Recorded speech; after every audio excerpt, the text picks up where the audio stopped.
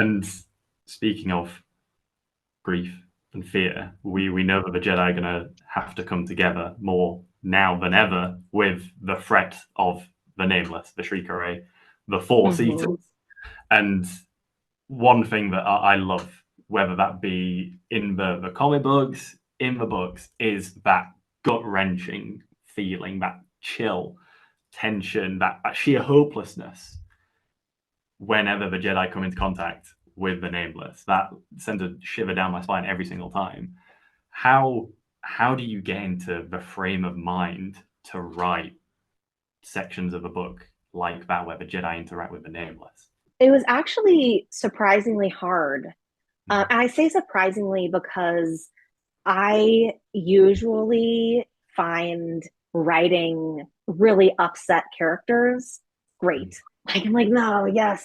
I love these emotions, the terror, all of the big emotions. Yeah. But interestingly, I think this is partly because I didn't create any of the characters, any of these Jedi. And so even though I obviously have gotten to know them as well as someone could possibly get to know them, I still, there's that when I'm writing and I'm like, well, I mean, maybe I'm wrong about what really terrifies Porter. Maybe I'm wrong. Maybe I'm not quite nailing that.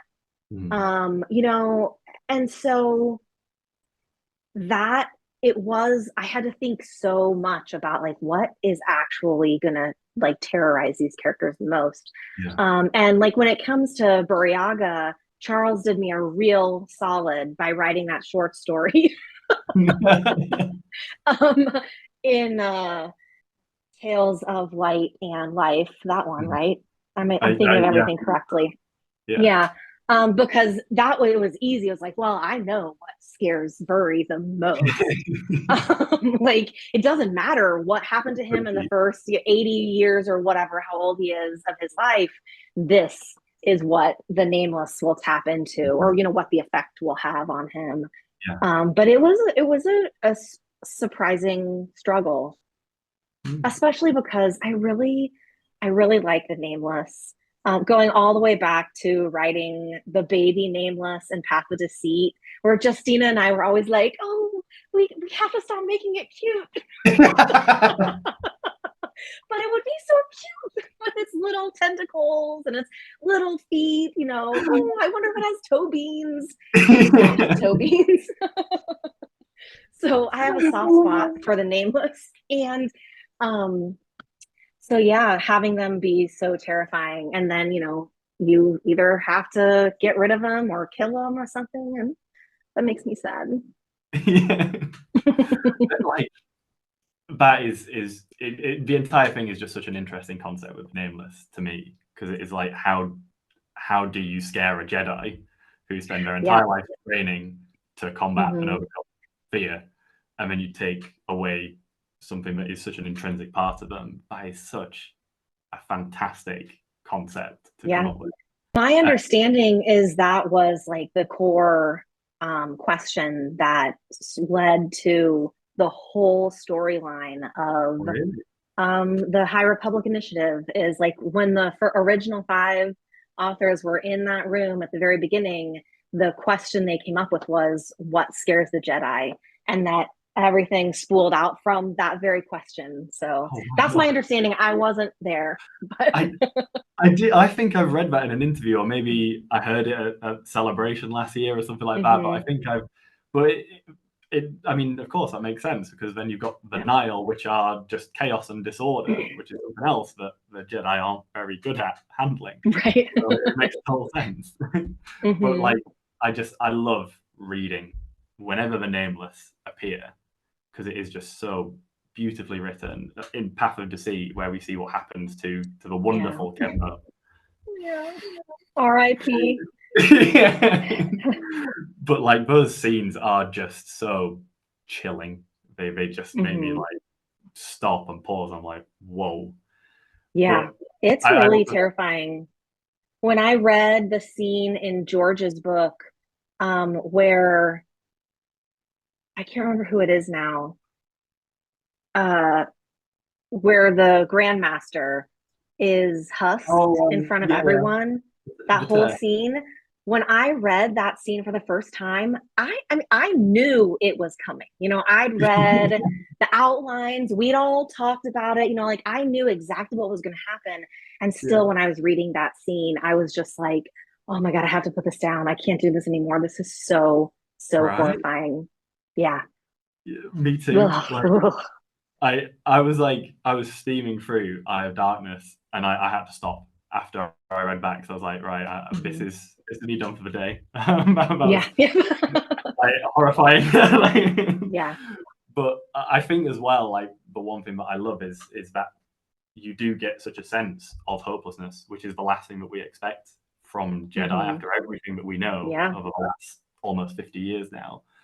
Um, and I think that actually for me, it made me feel it was just so relatable in some ways because there are times where like we do get that sense in everyday life where we're like, I Hmm. don't know what to do now. And do you have any advice or any Jedi words of wisdom for people who do feel that in reality?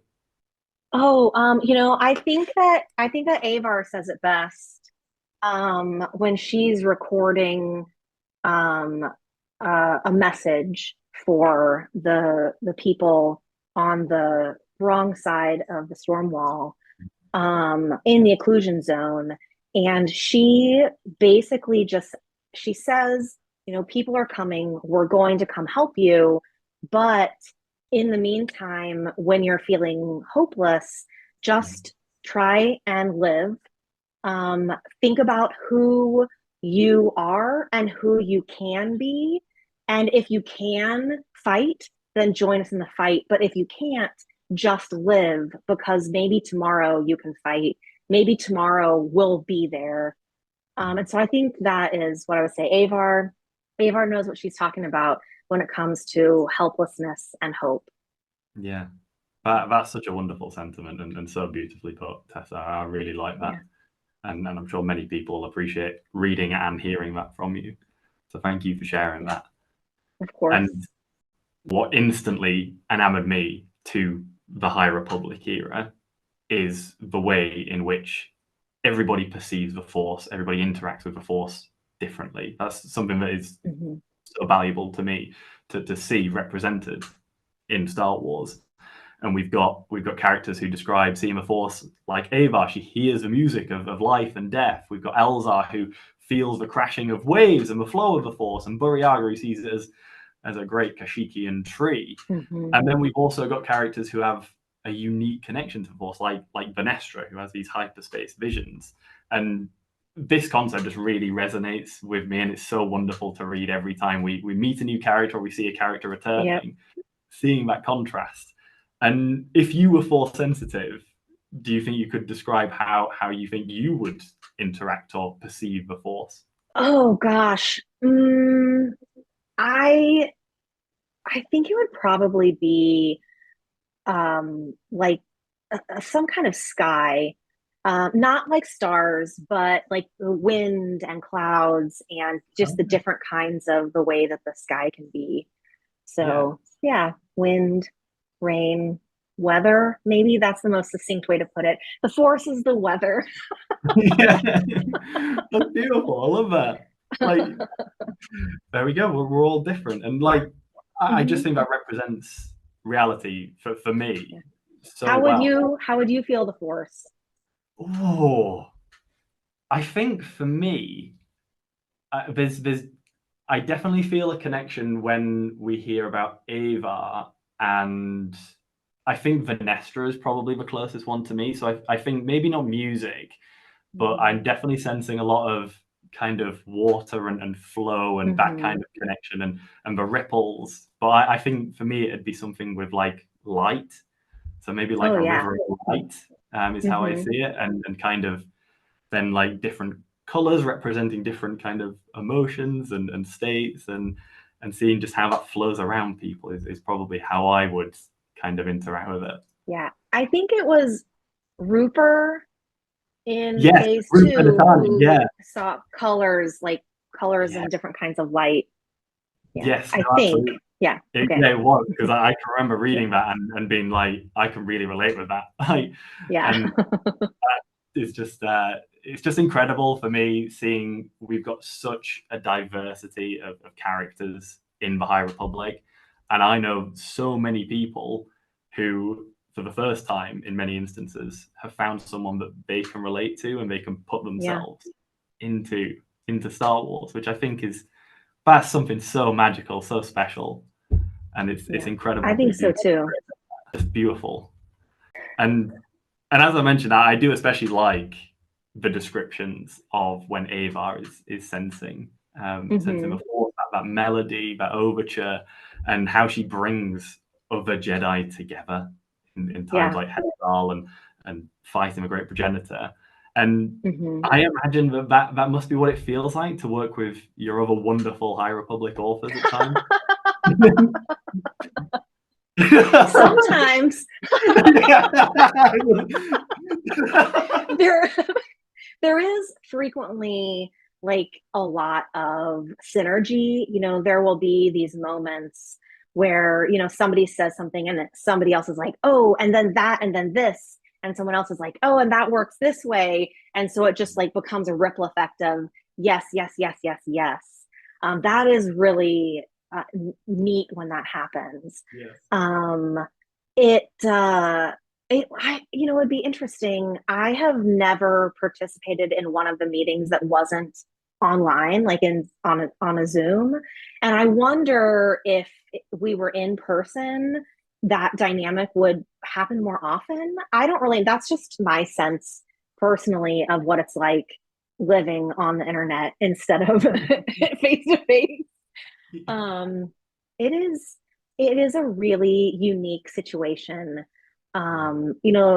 Even other Star Wars isn't like this, because usually it's you and your editor, and then eventually you get comments from like story group, but that's it. And so in this case, it's you and 12 other writers and a couple of editors, all like talking about story from the very beginning. And so that's part of what makes it really dynamic, and also really complicated, and occasionally a messy. As we're all like, oh, okay, well, if you do that there, then it undercuts what I'm doing in this comic, and like that kind of thing, where it's just, but when it all comes together, and so far it has always come together, it's so worth it. Absolutely. I mean, I suppose I've never really thought about the logistics of, you've got so many different media with comic books, graphic novel, manga, all of the different book series, that like logistically, it's a lot. Yeah, you can imagine. And we've touched upon already, you've collaborated directly with Justina Ireland on a couple of High Republic books now, Defy the Storm and Path of Deceit. What does that process look like, and what's it like working on one story between the two of you? It's a lot easier. Partly because, when I came into this, my first book with the High Republic was Path of Deceit. And Justina, as one of the original architects of the story, basically knew, okay, these 5 things have to happen. So we have a plot already. And so the developing the characters and their relationships is my favorite part. And so like that's really all I had to do during the development of Path of Deceit, because the plot was there. And Justina, one of the reasons we work together frequently, we've written 4 books together now, just 2 of them were for the High Republic. We're friends, and we like and dislike a lot of the same things about books. But then we also both have different strengths and weaknesses. And so, I am really good at relationships and developing characters and slowing things down for like those quiet moments where, feelings can really echo. And Justina is really good at ramping things up and like the pacing and tension and knowing, you know what, this is lagging. We need an action beat here. Like she's so good at that kind of thing. Her like the way she thinks about story is just incredible. And so when we're working together on, especially on a Star Wars book, then a lot of that stuff is just so much easier. Right. And it's also literally half the work. So I only have to write half of the chapters. Let's go. Yeah. Fantastic. And we've also mentioned that alongside these two novels, you also wrote Quest for Planet X in phase 2, which again, absolutely loved. But this is actually your first High Republic novel that doesn't fit into the young adult or the junior line of books. Was that a different experience for you? Did you approach it in a different way? It was a lot different. In ways I wasn't really expecting because I've written adult novels on my own before. And so, I wasn't really prepared emotionally, I guess. But there is a lot more pressure, like external pressure on the adult books than on the YA and junior books. Not for any particular good reason, but, just the adult books, most of the time, if a reader is only going to read one thread, it's going to be the adult books. Yeah. And so that reason, and then also, in Path of Deceit and Quest for Planet X, I was using characters who either I had created myself or had just had one previous little middle grade book. Also, it was a sequel to a book that George wrote, just like Temptation is a sequel to a book that George wrote, which has really worked out for me because he's great. And especially like he answers all my questions. Like when I was getting ready to write Quest for Planet X, I was like, okay, tell me the top 3 keywords you associate with Rupert and Das so that I can, be getting their character. And he was like, okay, whatever you want. I'll give you some words.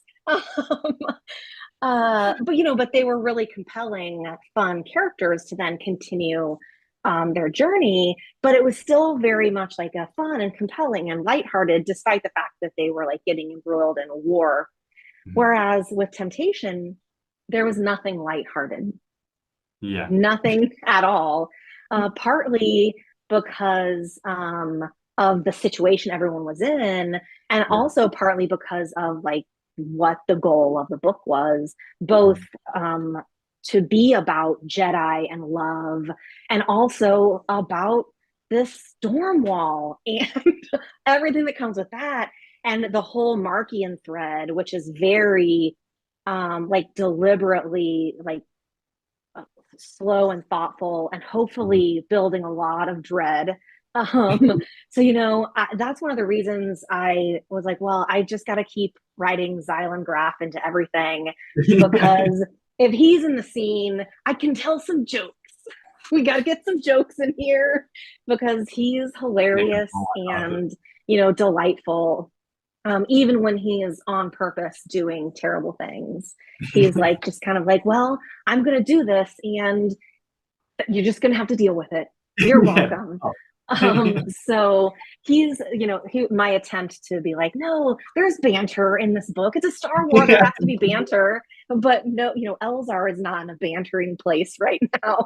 And neither is Belle or Burry. So it's like Vernestra. I mean, she used to banter, but she's also pretty, hardcore in Temptation. But so, there's Xylan over there standing in the corner, making fun of everyone. Yeah. Love that. Speaking of Vernestra, who is one of my favorite High Republic characters, absolutely love her and seeing her character development. And you've mentioned there that she is in a really hardcore place at the moment. The end of Defy the Storm, what a badass moment that was. Dropping in on Elzar like that, I was just loved that. And of course, he really asked for it. That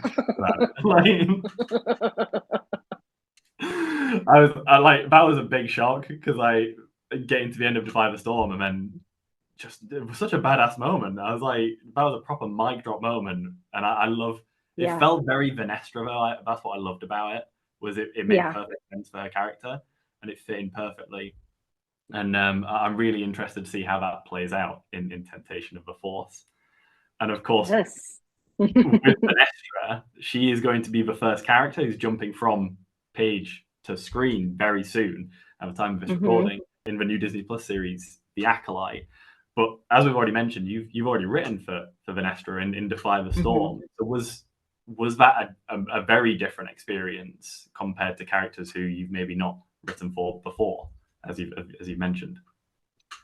It was a lot more natural. You know, I had already, like you said, gotten to know Vernestra on a certain level, and had a lot of conversations with Justina about Vernestra. And I actually love, you know, I come from young adult, like most of my books are young adult books. And so I have always gravitated to the young adult and junior novels also, just as a reader. And so, you know, those were the first ones that I read. And so Vernestra was the first character I met for the High Republic, because I read, is it Mission to Disaster or A Test of Courage? A Test of Courage before I read Light of the Jedi, because it was my friend Justina's book, you know. So I was like, Justina's new book is out, I gotta read it. So before it was also homework, I met Vernestra, and so it was very natural writing her. And you know, in Defy the Storm, the vast majority of the Vernestra appearance is Justina wrote. You know, Justina wrote the point of view. So in Temptation, it was the first time that I had written a point of view of Vernestra. Like, she'd been in scenes I'd written, but to my knowledge, I didn't draft anything in Defy the Storm from Vernestra's point of view. It was like a whole year ago that I wrote that book. And so I did really like getting into her character. And you know, I was very much there when she was going through all of this. And you know, Justina really did all the hard work with Vernestra over the, you know, I don't know, 5 or 6 books she's written starring Vernestra. And so it basically was just like, you know what? Here's one of my favorite characters. I'm just gonna pluck her and put her in my book because I can. Yeah, I love that. Oh, that's fantastic. And yeah, I love Vernestra as a character as well. So Justina's done a fantastic job on creating that character. And can't wait to see her in The Acolyte as well. It's really weird. Yeah. It was just because it's Vernestra. And then there she is, you know, talking and having dialogue and being a Jedi. And it's like, oh, like in a good way. But I just remember the first time so I was one of the authors who got to go to the LA premiere. And, you know, we were already so buzzed and excited because, you know, it was just such a huge event. And then, you know, when the show actually started and, you know, you start to see all the stuff and the Jedi in their High Republic uniforms, I'm like, oh, I recognize that. Oh, is that what that looks like? Yeah. And then Vernestra, when she started talking and like interacting with one of the other characters, and I just was like, this cannot be happening. This isn't real. This is not this. I don't know. So I'm really looking forward to seeing the rest of the show and see how our Vernestra does. And I wonder if anyone will dare to call her Vern now that Oh. she's, a master. I will never forget the feeling, because I was at Star Wars Celebration last year when they showed the trailer, and Yeah. like that feeling, because they wrapped it up and then they were like, Mhm. oh, actually, now that the live feed's cut off, we've got something to show you. Yep. And like I could just remember being so giddy. I don't think I took it in like at the time. It was like as I walked out, I was like, that was Vernestra on screen. Yeah. Like, Yeah. oh, incredible. I'm so excited to see the series. I really, really can't wait. Me I too. think it's gonna be incredible. So excited for it. But as far as we know, Phase 3 is the final phase in the High Republic publishing initiative. And talking of endings, one scene that really stuck out to me in Light of the Jedi was Elzar's vision at the end of Light of the Jedi after the dedication ceremony of Starlight Beacon. And again, I drew that connection to the final scenes in The Phantom Menace, where we've got a victory, there's a celebration going on, but then we have this kind of lingering of that line, always two there are.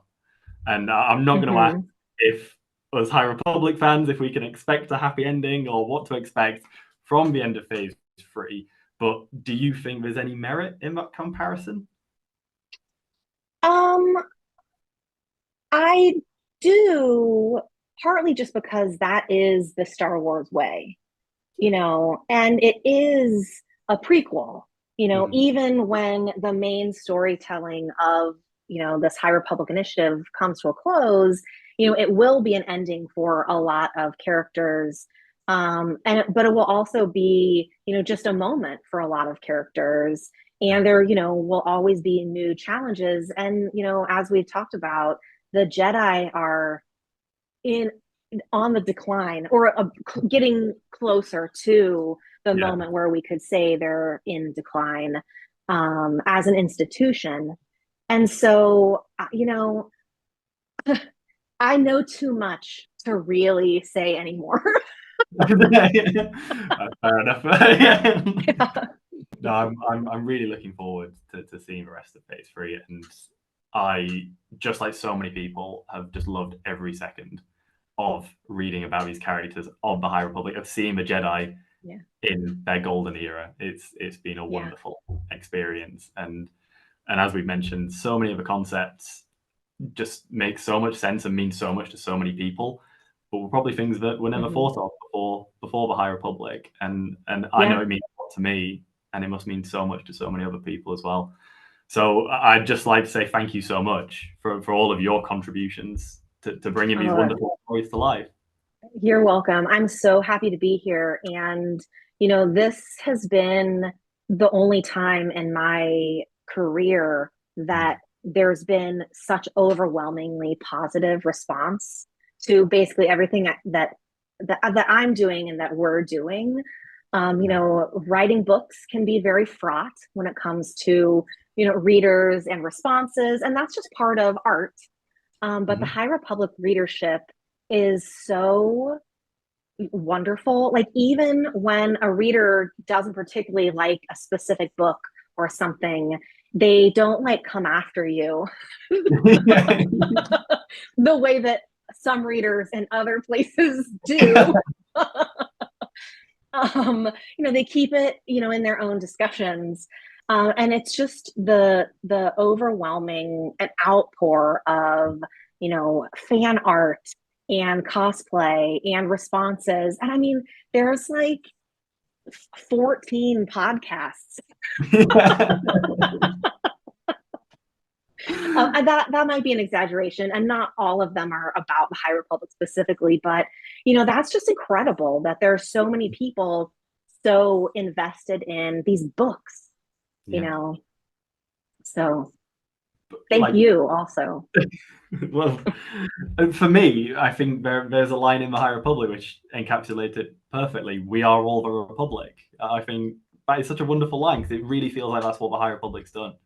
And I think we've mentioned the diversity of characters, of perception, of media as well. It's so accessible to everyone. And I think that's fantastic. But we've got that in Star Wars now, and it is such a Yeah. positive part of Star Wars. Is amazing to me, and I love seeing it. So it's just incredible. And Yeah. I know it's going to carry on in the rest of Phase 3 and in Temptation of the Force. So, well, I'm sure there will be some heartbreak along the way as well, and some tears. Yeah, you can't help it. It's gonna happen. Yep. But thank you so much for your time today, Tessa, and this Of course. opportunity to talk to you about Temptation of the Force. I really appreciate it. This was a great conversation. I love digging into the characters this much. It's a lot of fun to get to, you know, oh no, I actually did think about that. We can totally talk about that. Like pull apart the weird inner workings of Elzar Mann. Yeah, like that's exactly it. Like I said, like in Defy the Storm, that bit at the end, I was just like, I know that in my head I've come to that conclusion, but I've never consciously thought about it. Mm-hmm. And I find that so interesting when you have characters who you know so like intrinsically, but then you're not consciously thinking about it, if that makes sense. Mm-hmm. I think that's true art for me. And it's been done perfectly in the High Republic. Well, thank you so much, Tessa, and may the Force be with you.